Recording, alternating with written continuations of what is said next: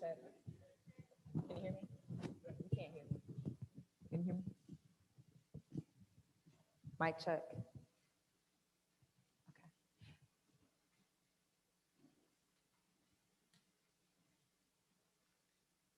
Welcome. Let me greet everyone with a rounding T-U. You know. Today is a very special day. Today we are kicking off the Nike Jordan brand Tuskegee University Takeover Day. And let me just say, we have had a wonderful experience thus far with our special guests. And I know this afternoon we are going to be in for a wonderful treat. To kick off the Level Up, a call to action panel discussion, we would like to bring forth our SGA president, Mr. Cedric Davis, for a welcome.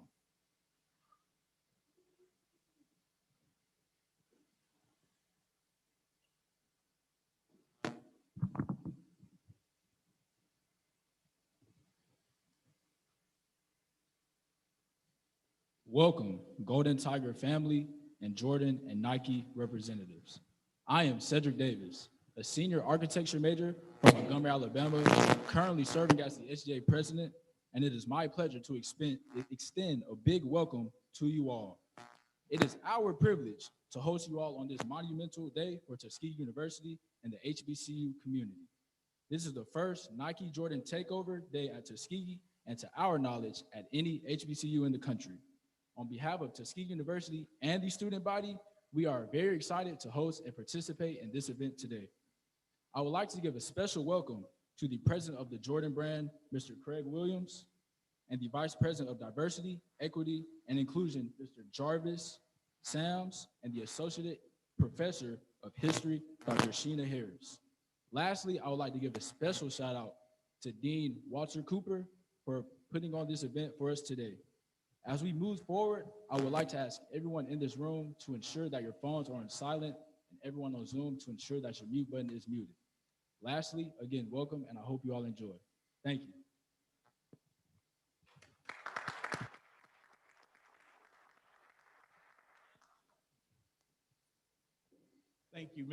Thank you so much, Mr. Davis. You are truly presidential. At this time, I'm going to provide the purpose of the occasion. Let me just say this. This has been a long time coming. Conversations begun over a year and a half ago about bringing a substantive event to Tuskegee University. And never before in my wildest dreams would I have imagined that it would have grew to something like this, and certainly in the midst of a pandemic. My heart is full, and I say that because I believe in people.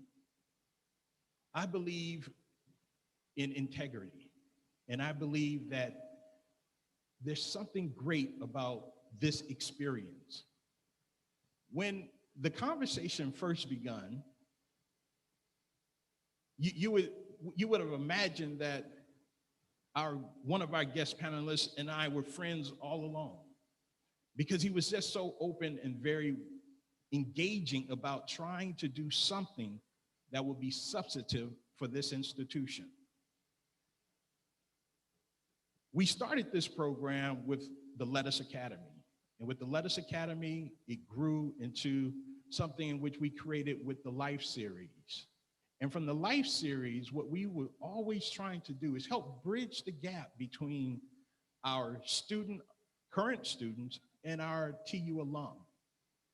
And from that program, this guest saw something special and wanted to be a part of that. And that's how we grew into being able to provide this for all of our students and all of our virtual guests online. Someone once said to me, "You think too big." I must admit that took me back a little bit. But I will say to each and every one of our students, and I will challenge our administration and everyone else, I'm sure Booker T. Washington thought big. I'm sure George Washington Carver thought big. So I challenge all of our students here today, as you join in and listen to some of the substantive information that will be shared, that you too, that we all remove the box.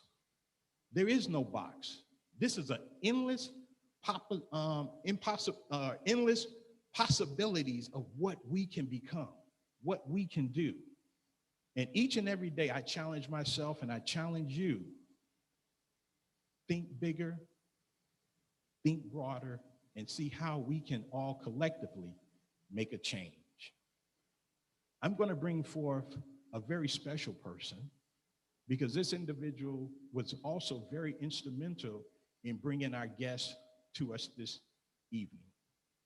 This person is a TU alum, class of '94. I bring to you Miss Tori McLeod.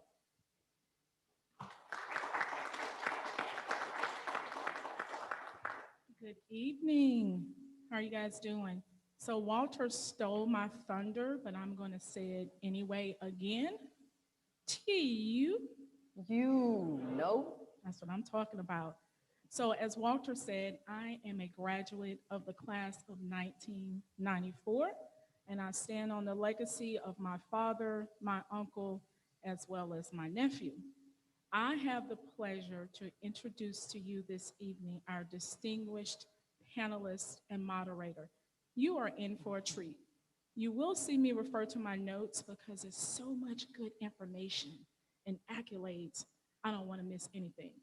So let me get started. First, I'm going to introduce to you Craig Williams, who's the president of Jordan Brand at Nike. I am so proud to share that Craig was my former boss at the Coca-Cola Company and now serves as my mentor. So you are absolutely in for a treat.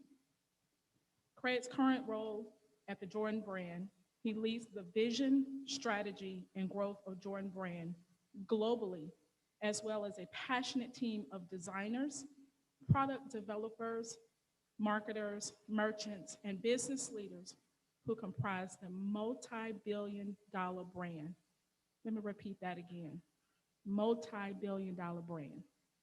He is responsible for overseeing day-to-day operations and works directly with the Jordan Brand Advisory Board, including Nike executives and Michael Jordan executives, to accelerate the Jordan business internationally. And prior to joining Nike, Craig was the president and senior vice president at the Coca-Cola Company for the McDonald's division, affectionately known as TMD, worldwide, where he was responsible for the brand and category growth.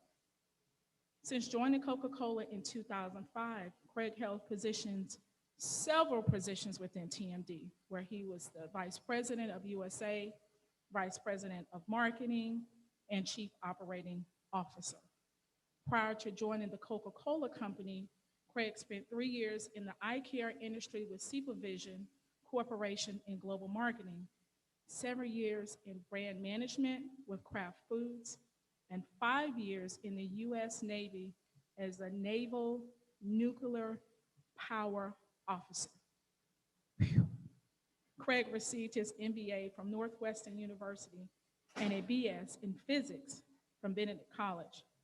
Outside of Nike, Craig enjoys spending quality time with his wife, Gloria, and his 2 daughters, Keisha and Kelsey. Let's give Craig a round of applause. Next, I have the pleasure to introduce Mr. Jarvis Sam, Vice President of Global Diversity, Equity, and Inclusion. I just recently had the pleasure to meet him and already have developed a lifelong friendship and mentorship.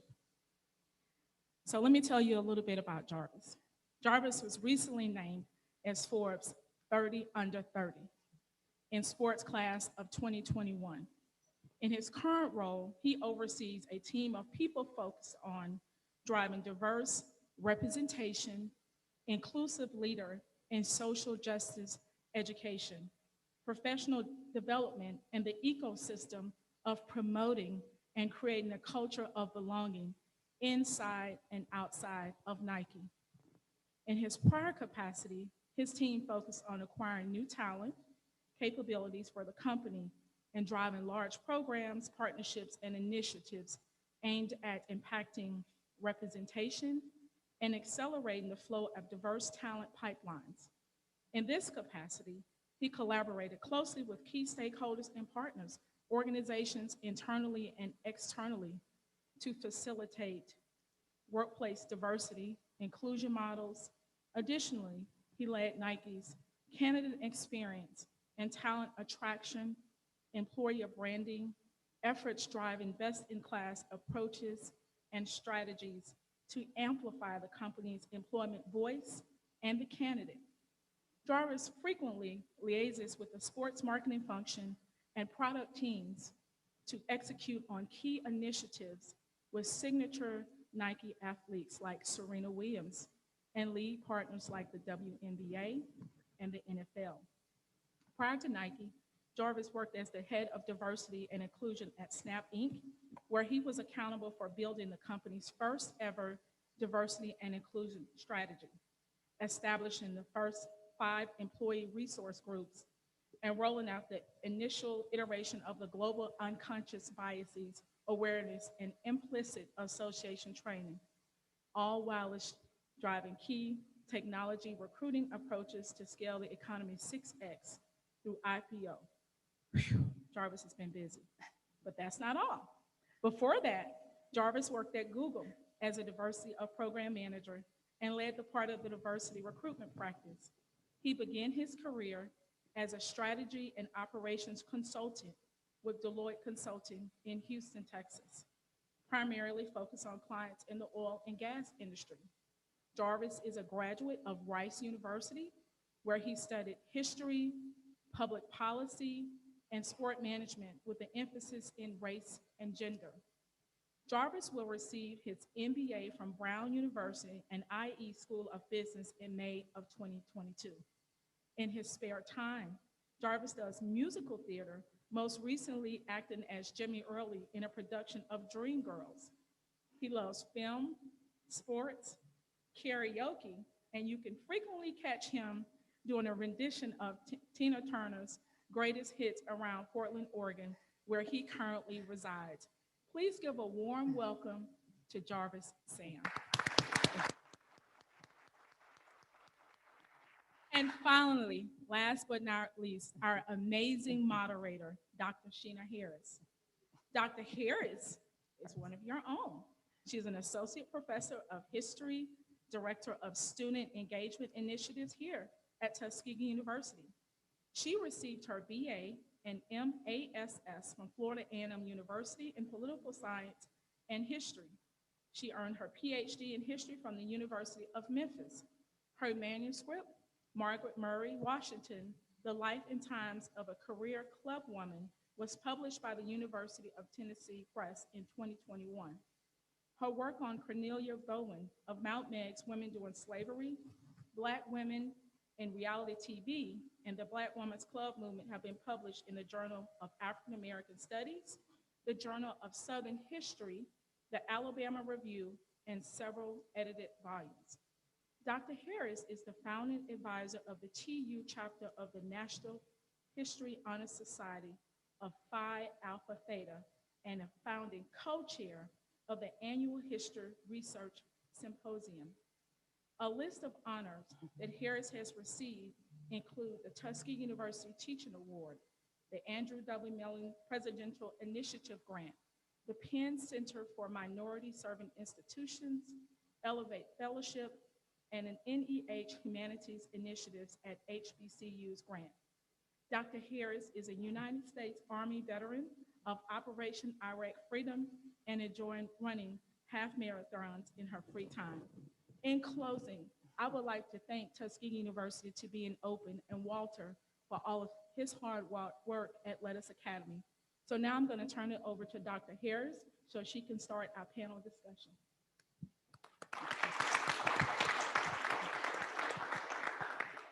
It is truly a pleasure to be here with you all during a pandemic and to engage in this eventful and very meaningful conversation with our very distinguished panel. And I also want to say that we'll start this discussion off with where it started.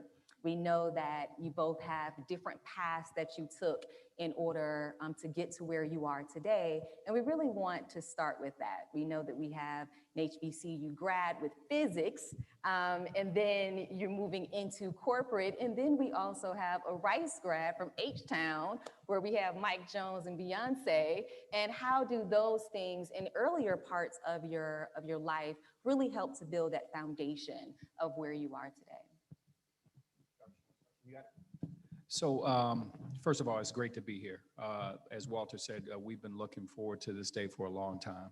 And I really do mean that. We spend, all day, every day in business meetings and thinking about, how the brand is performing and, everything associated with corporate America. But it's opportunities like this to spend time with, folks that are on the move and literally will be the key component of our next generation. That's what excites me the most. So I'm really, really happy to be here. The beginning. Born in St. Louis, Missouri, Midwest. Anybody? Midwest? There you go. That's what I'm talking about.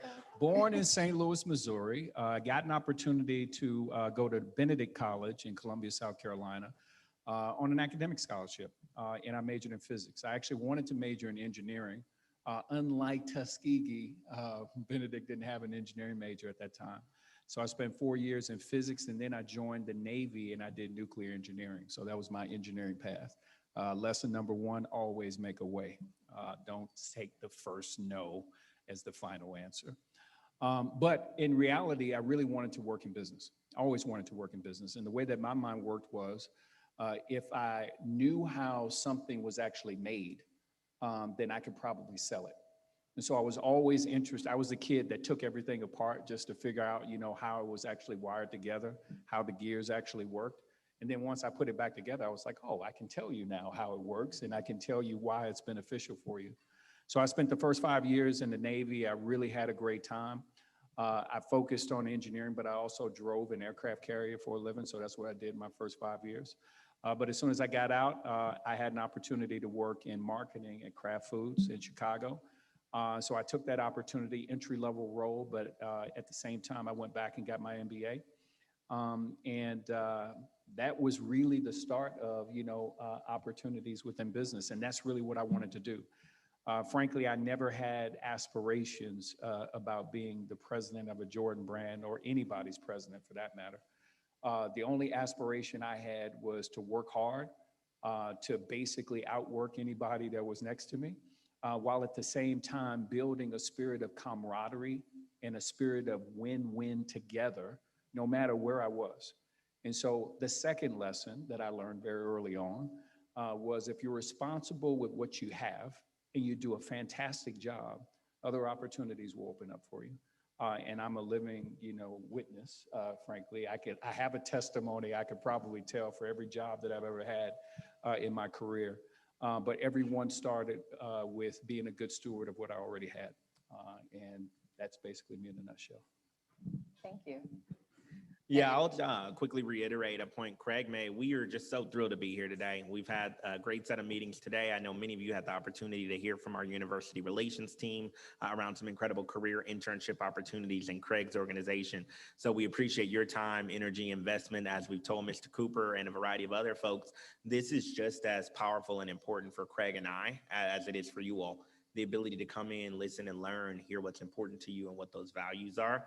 Is so vital. So thank you so much for your time. As mentioned previously, I'm from Houston, Texas. Anybody in Texas folks in here? Dang, that's rough. We had a lot of people earlier. It's all G. It's all G. We still got swag.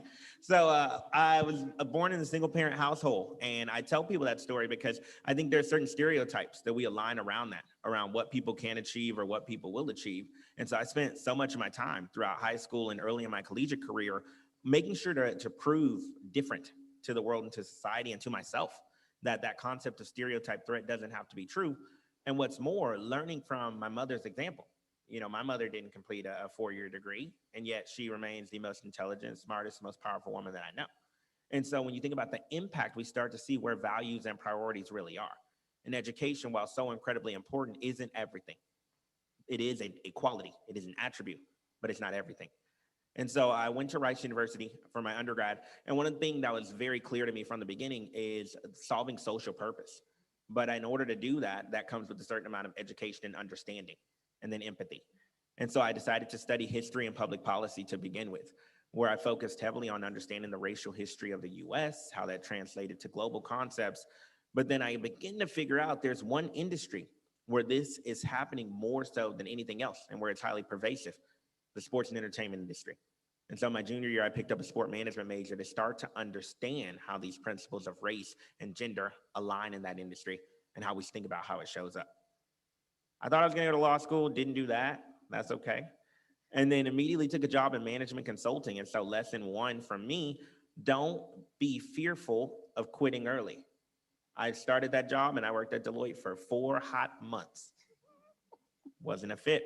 I had interned with them before. It was a really great experience at the time, but I started back and it wasn't actually utilizing the skills that I found value in. And I didn't feel that I could actually grow not just my career, but myself there. And one of the things you'll find when you enter professional spaces, your personal happiness is more important than anything else. And you start to think about those priorities again. There's money, there's location, there's career, there's the work that you're doing. If that doesn't add up to happiness in your role or a pathway to get there, it's not worth it.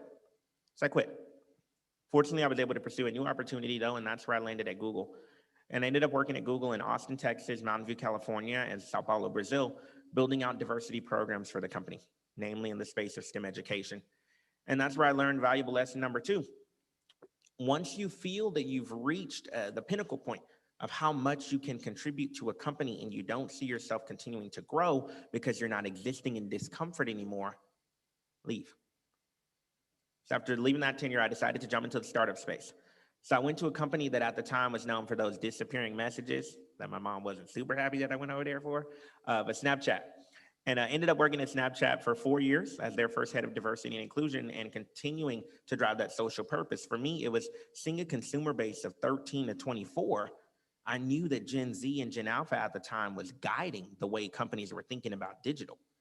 And so it was a great opportunity to get to work on some of the most continuous challenges of the tech industry there and build out new approaches to how they think about social purpose. But by 2018, I excitedly was able to put all of those different majors that I had studied at Rice together and get to come work in the diversity and inclusion space at Nike.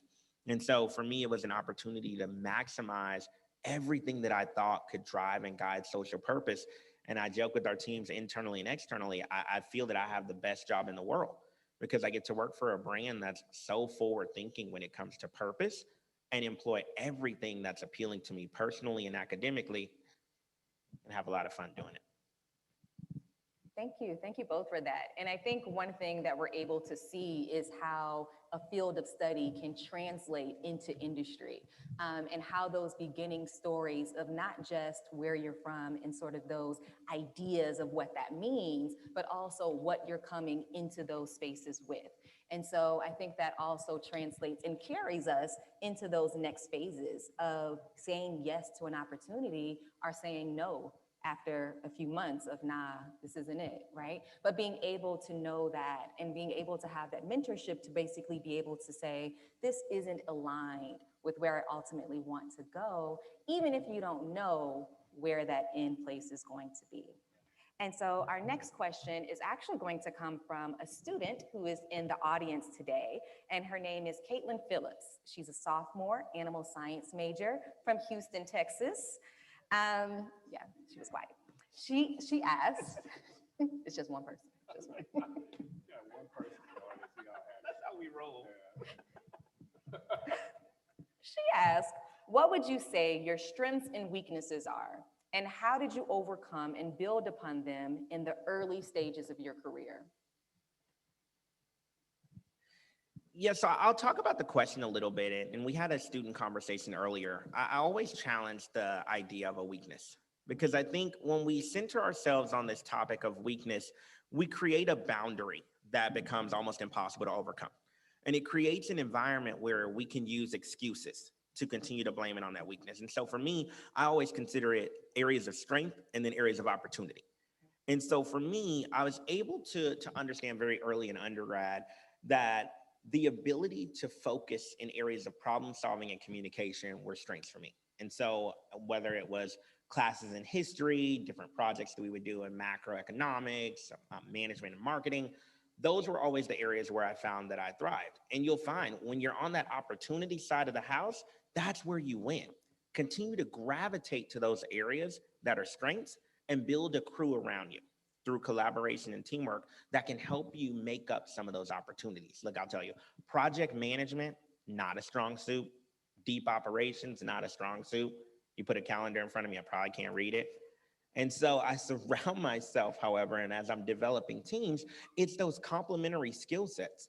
It's people that are bringing to the table key attributes to help you grow or start to build those opportunities and then push forward. But I often tell people, we got to start aligning the concepts of product innovation to the way that we do social innovation and vice versa. And in product innovation, the concept of fail fast and launch and iterate are everything. That's how we got to think about social innovation in our own personal strengths and weaknesses. I will try almost anything in the professional space. And I know with the fail fast concept top of mind, if I'm not great at it, I'll figure out, is this something that's actually necessary for me to continue to grow in my career or scope? Or is it something that I could leverage those concepts of collaboration and teamwork to get past or get through? And at the same time, be open and willing to share your strengths with others. And so I knew early on from undergrad, as well as in professional spaces, the idea of resume development, cover letter development, interviewing for jobs were an area that I excelled at. And so I began to use those skills and strengths to connect with other minority students at Rice, as well as we do different work, whether it's with HBCUs or general student population engagement, to make those strengths come to life. So understanding how to put those out into the world becomes that much more vital. Good stuff, Jarvis. For me, strengths, people team development. I love people, and I just love winning. And so for me, those kind of things became, pretty natural. Critical thinking and enterprise thinking. Critical thinking is being able to put the pieces of the puzzle together in a logical and thoughtful way. Enterprise thinking is being able to see the big picture and actually set a course to making sure that the big picture comes to life. Those things I love to do, and frankly, again, they're things that you just gravitate toward that are pretty natural. The third thing is financial acumen. That's a strength for me, but I had to work on it. And so, in other words, to run a business, you better know how the business is actually put together. But I'm good at math, but I'm not naturally good at the financial components of running a business. I really, really had to work on it. And after I worked on it, I got to be pretty good. Opportunities for me, I'm like Jarvis. I don't look at opportunities, as barriers, because there are 6 different ways to get to success, 6 different ways to solve problems, and 6 different ways to be an effective leader, in my opinion. All of us will have different combinations of those attributes, and I guarantee you, if you lean into your strengths hard enough, you'll be successful. I won't be like Jarvis. I won't be like Dr. Harris, but I'll be a pretty good me. And I think that's pretty good, right? But the one thing that I really had to work on, that I still work on to this day, is actually networking, forming effective work relationships, because I'm actually a natural introvert. If I'm like happy sitting on a park bench somewhere, just thinking through life's problems, and I can do it by myself all day, don't need no help. Thank you very much. But one of the things that I realized very quickly is that corporate America is not built that way. Actually, life is not built that way. And so the thing that I do now, and I still do in my career to this day, I know that relationship building and networking is important. And so I target is the wrong word, it almost sounds devious. But I identify, 4 or 5 people every quarter, and I purposely schedule time with them. And I purposely come up with things that I know I can learn from them, but things that will become the fabric of an effective work relationship in the future. That's the only way I can get over it, because I won't naturally do that. I won't naturally do dinners. I won't naturally do breakfast. It's just not something that I was born with, but I will force myself to do anything that I believe are going to be critical foundation, building blocks, if you will, for a successful career. Absolutely, absolutely. And you can hear all of those tenets in this notion of strengths and perhaps non-strengths, but also how do you lead and build that team around you where perhaps that may not be your strongest element, but now you can bring someone in on the team where it is theirs. And so you don't have to try to work so hard at those places where you're not at 100%. And now we're going to take a very brief non-break. We're just going to keep moving to the next, to the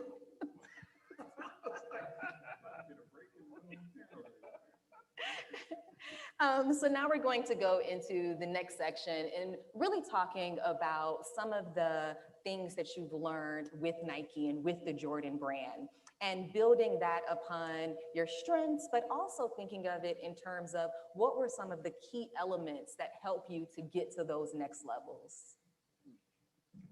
So I'll just give you just one example. Again, my strengths: people, team development, financial acumen, critical thinking, all the things that are fundamental to running a business. One of the things I learned really quickly is, again, a lesson learned. I've seen it a million times, but it never ceases to amaze me. Nike's not built that way. Nike's built based on creative ideas, big ideas. And when the bigger the idea, the more people gravitate toward those ideas. Resources gravitate towards those ideas. You'll get all of the help necessary in order to bring that idea to life. And so it's a creatively driven company. For a person that is used to process, I got in there, I was like, man, what is this? This is like, crazy. It's like la la land as far as I'm concerned. And so one of the natural instincts that I had in the beginning was, man, this place needs a little bit of process. But actually it didn't. So what I knew what I knew how to do was to apply process and critical thinking and all that stuff. Nike didn't have a problem getting to the end. They could actually develop great products all day long. They just did it in a different way. And so their need really wasn't critical thinking. Their need really wasn't additional process. Their need was to operate more efficiently in their given culture or in their given paradigm. And it's such an important thing to learn because you'll get your first job and you'll come in with all that Tuskegee knowledge. And it's like, this is what we learned in class. You're going to quickly learn, okay, that's fine. But the most important thing is to finish the race. And some people are going to finish the race, using their endurance. Some people are going to finish the race using all their God-given speed. Some people are going to finish the race because they're technical runners. It all works well for the given individual as long as they win the race. And so the most important thing I learned at Nike, and again, I learned it over and over and over again, assess the environment that you're in. Figure out what's most important that is consistent with the culture for that environment, and then you can contribute to that environment all day long. Yeah, two things that I've learned at Nike. One is just the power of sport. We often talk about it, and there's some great examples. 1968, when John Carlos and Tommy Smith raised their fist at the Olympics in Mexico City, we know that had a big impact around how people think and talk about race relations in sport. But to have the opportunity to work closely with Craig's team, as mentioned previously, I do a lot of work with Serena Williams and her team, as well as the WNBA. We're able to see the drivers of how sport can connect talent.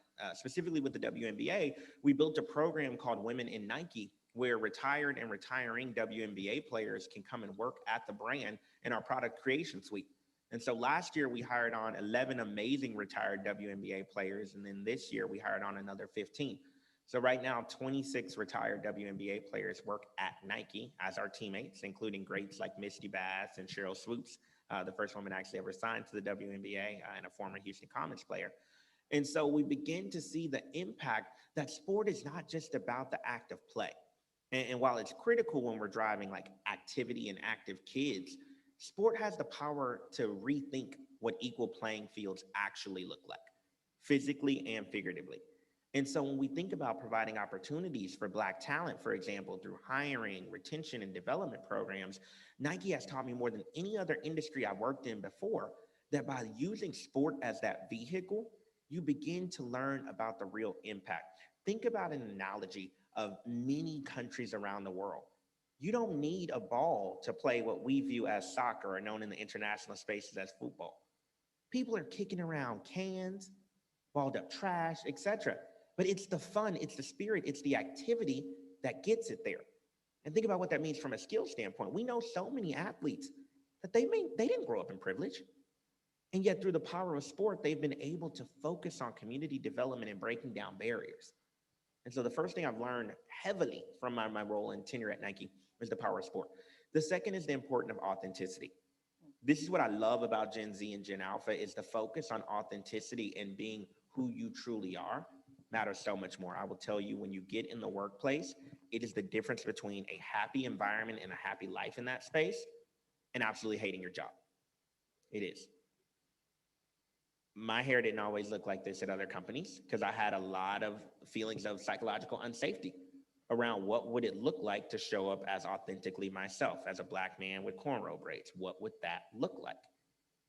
And I can tell you, it would not have the same impact that it does at Nike.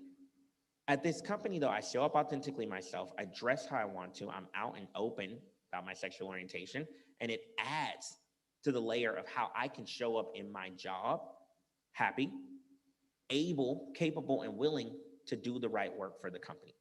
And so as you're going through this selection process, as you're going through interviewing for internships, as you explore full-time opportunities, that interview needs to be a two-way street, y'all. And if you're getting any red flags of a sense of discomfort at that company, or you don't feel that you can show up authentically yourself, I'll be at what that is. If that's authentically Black, if that's authentically queer, if that's authentically woman, if you don't feel you can do that, it's not worth it. Short term, you'll probably secure the offer, but the long-term impact on your own feelings of safety and engagement won't be there.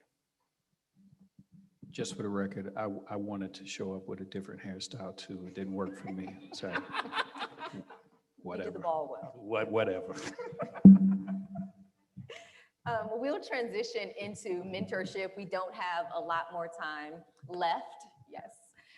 So we'll transition. I know we often talk about how we are on the shoulders of giants and that often what we do, we're reminded of the past. But if we can transition that into thinking about how do we, one, find mentors when there's this quote that said, when you are ready for a mentor will appear. But how does that actually look in real life? And how has mentorship helped you on both sides, being a mentor and being able to receive mentorship into industry? Yeah, mentorship is interesting, and people often draw the distinction between mentorship and sponsorship, but I'll start primarily with mentorship.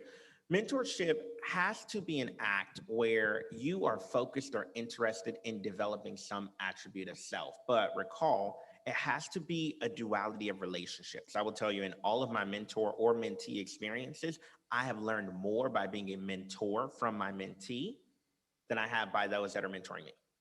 Everybody thinks that your mentor has to be someone that's older than you, that's at a more seasoned level than you at a company, that is just in a different role that you want to be in, and that's not always the case. Understanding that even as a mentor, you can gain a lot from your mentee is so critical. So how do you go about seeking a mentor? It starts with a little bit of self-assessment. I often talk to a lot of people and they say, I'm ready for a mentor. And I say, great, in what area? And they're like, my career. Like, well, that's pretty massive. Like, we need to know, is it professional development? Is it communication? Is it style? Is it that you're lacking in an area of domain expertise or technical knowledge that you need? That self-assessment is going to help you figure out, do I actually need to, for example, pursue further education or seek out an individual that can help me navigate these topics or conversations?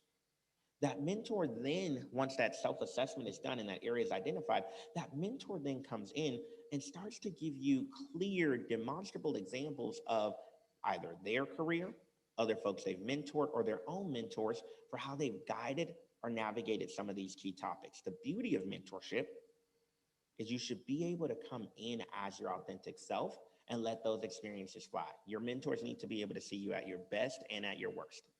And I can tell you, in every single mentor-mentee relationship, including ones that I have right now, they've seen that. This is why your mentor is not your boss. Your mentor is not your people manager. That person has a role in navigating and managing your career. But that mentor is someone that can be somewhat of a biased party at times to hear you out. And in my mentor conversations, I always ask, is this a venting session or do you need advice? Because it's cool to be there for both, to listen to the challenges or problems that someone's having, or talk to them about your own experiences navigating a similar problem. In selecting your mentors, though, make sure that they have enough cultural awareness to be useful. You know, I've had mentors before that are white males, and they have to approach the conversation with me, though, knowing that simply telling me about their experience is not going to be helpful, because we all exist in different dynamics and axes of privilege. And so how they may have been able to progress or succeed are not the same tactical outcomes that I can use to get there. And so seeking out a mentor that has that knowledge is great, but that doesn't mean simply finding somebody that looks like you, is from the same gender identity as you, etc. But it's figuring out somebody that's been on their own personal journey of understanding how to grow others, how to develop others, and how to link that idea of career aspiration from problem to cause to solution. And they can imbue that wisdom upon you. A couple of things just to punctuate, because Jarvis had some gems there, so hopefully you guys were taking notes. Number one, you don't go to a car dealership to buy a washing machine. It just doesn't work. You get a pretty crappy washing machine that way. So I hope that in the pursuit of mentorship, we are clear about, you know, what do we want to work on? What do we need advice about? You know, where are we trying to get better? What do we need insight? And if you get clear on that, then you can narrow the field from infinity down to a few. And I think that's very important. Second, you gotta physically ask. And what that looks like is, you know, there's one end of the spectrum. Hey, will you be my mentor? And that's a pretty broad question. That's a powerful question. That's a question that comes with a bunch of, you know, responsibility for both parties. My offer to you is the following. Before you ask that question, why don't you ask a question that sounds like, hey, I would love your advice in this particular area. Can you give me some thoughts or some helpful guidance around this problem I'm having or this opportunity that I see? And then on the basis of that question, you'll do two things. One, you'll gauge willingness right off the bat. Two, you'll have an understanding of rapport. Was it effective even when I sat down with him or her and they were trying to be a good advice giver, a good mentor in practice, an experiment? Because sometimes it just doesn't work. And my offer to you is that, you know, if it's not a good relationship, you'll never feel like you can be truly yourself, truly transparent, truly unguarded, and give them the real benefit of everything that you're thinking, like what's really going on, not the stage questions. Because that's when you have an effective mentorship, sometimes you don't go in just all the way tight. Sometimes you don't go in with the tight 3 questions. You go in with some stuff running around in your mind, and it's like, it's not pretty. And that's okay if you have a good relationship with the person that you're sitting across from or that you're on the phone with. And so my offer is, go in and be targeted, number one, but be purposeful about the question that you're asking, engaging, you know, some real feedback on. And then from there, a mentorship relationship can grow. But if you just, you know, I've had like, you know, a ton of people hit me up on LinkedIn, hey, looking for a mentor. It's like, wow. It's like, yeah, I'm like, it's just, I don't even know how to process that. One, it's a cold call. And then second, it's like, on what? Am I even going to be helpful to you? Because I don't know anything about 1,000 industries. I don't know anything about 1,000 experiences. And so it's really tough. And so as thoughtful as you can be up front and as patient as you can be in developing a relationship in that area, just like you would develop a relationship in any other area, I think you're going to be really successful. Thank you. And because of lack of time, there are like 500 more questions that we could dive into. But I think I will just end it with, what are 3 or 2 or 1 trends that you would say that students should be mindful of as they make the transition from undergraduate into that next phase of life? Mm-hmm. Just, yeah, broad. Broad. Like, can you be my mentor? Yeah. God, there are a number of trends. That's a really, really broad question. I'll give you this though. There are like a couple of things that are just top of mind. One, there are a lot of majors, but please be patient with yourself to try to find the right career. Everybody that I know in my personal space, 9 out of 10 of them don't work in the place that they thought they were going to work coming out of college. 9 out of 10. There's like one guy that's still hanging on. I don't even know why he's hanging on. But just be patient with yourself. You know, Jarvis talked about, you know, quitting early.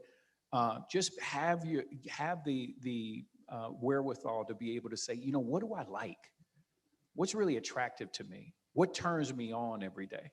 Because you can make a paycheck, you know, just about anywhere, especially you guys coming out of Tuskegee. You will be in demand. But, you know, working 40 years, 50 years in a place just making a paycheck and it doesn't do something in here for you, I don't know. I mean, that's just not that cool for me. And I hope it's not that cool for you. But give yourself an opportunity. Give yourself a break. Don't feel like you have to be perfect right out of the gate. I will tell you that when you like listen to a bio from a person, it sounds like this most fantastical career ever. When I got out of undergrad, the only thing I knew that I was going to join the Navy, I was going to do nuclear engineering, and I was going to start there, and then I was going to figure it out after that. That's what I knew. And I gave myself an opportunity to figure it out. So don't be too hard on yourself as you kind of, you know, get to your senior year. I would say be hard on yourself to get a doggone job, because I wouldn't want to go back home. But beyond that, don't feel like you have to have the most urgent situation in the world to find the perfect job. Perfection happens over time. At least it did for me. Yeah, for me, similar to Craig's point, is there's going to be so many different paths, and you're going to go at diagonals. You're going to go vertical at times. You might take a lateral move at times. You might take a lower job or a lower role at times, but do so in seeking out what's going to be that perfect career for you. And trust me, you'll know when it's there and when you've landed it. The second one is, I know that we can be critical when we see brands a lot where the inside doesn't match the outside. Similarly, be mindful of your personal brand. We see a lot of folks and a lot of students where the version of themselves in social is very different than the version of themselves in person. That doesn't mean censor or moderate yourself, but just be mindful of the impact that it has, especially if you're going out applying for big brands. Make sure you haven't been hypercritical necessarily on your social. Make sure that what you're reflecting is a positive reflection of the values and the value-centric approach that you want them to take, and maximize those values. And then last but not least, and this was a moment that I had about 3 years ago, I was thinking back to my own undergraduate experience and thinking about number of jobs I worked, serving in SGA. It's like, how were you able to do all of that on a 168-hour week? And it just doesn't seem to add up in corporate. And I realized it's because of the concept that I started at the top of, with prioritization. As you jump into your first job, yes, focus there. That's going to be incredibly important, but don't lose the things that made you unique to that job to begin with.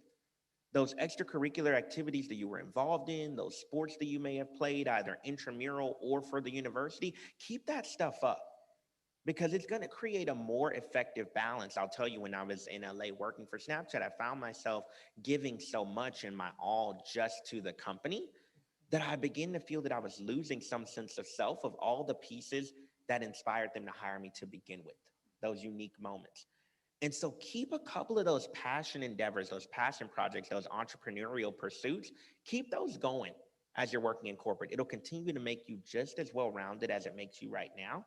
It will keep you in a leadership position. Because look, when you transition to corporate, you're going to get into this mindset that you're only a leader if you're managing people, and that's not the case. Think about some of those attributes. If you're in SGA right now serving as the president, what is the equivalent of something like that where you're exposing yourself to leadership moments even outside of the workplace? When I started picking that back up again 3 years ago, I found such amazing joy. The workplace became a greater area of passion for me. And I just found more interest in doing the work both for Nike and outside of Nike.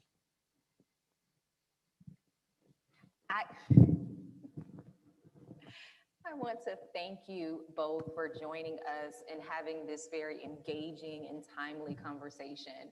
And I would like for Mr. Cooper to come and give us our final remarks.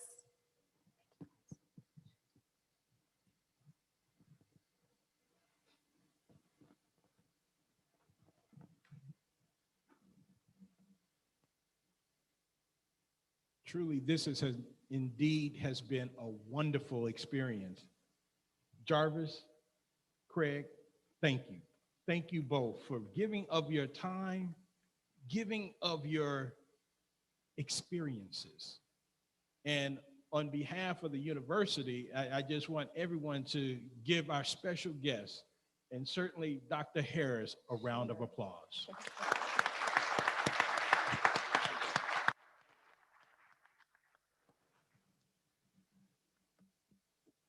We have to close soon because I know Jarvis has a very tight schedule. He has to catch a flight back. But we wanted to bring up Dr. Bowden Tiller. And after Dr. Bowden Tiller, we're going to come back with some special prizes, some giveaways for everyone, or not everyone, but a few giveaways that we'd like to share with some special students. Dr. Bowden Tiller.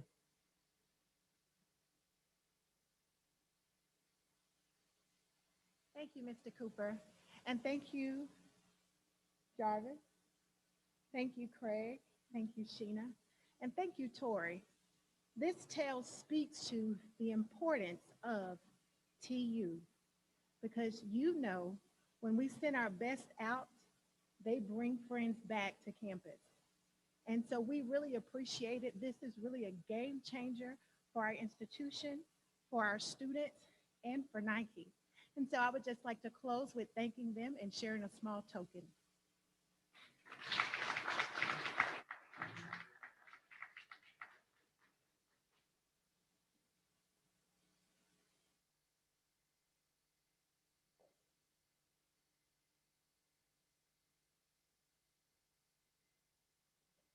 Okay. We have two special gifts. One will go to some lucky student that is participating online virtually. And we will have one that will go to some special student who is in person with us. I'm trying to find our graduate assistant, Dr. Bowden Tiller. Where is our graduate assistant with the name? Who's our lucky winner virtually? Mr. Denzel Zachary. Mr. Denzel Zachary, you are our lucky winner of a special Nike gift card. So, Mr. Zachary, if you can find Mr. Cooper, W. Cooper 1, we will arrange for you to pick this up on tomorrow. In person, we have a special gift card for Mr. Is it Renard Brown? Renard Brown? Oh, Mr. Renard Brown. Congratulations, young man. All right.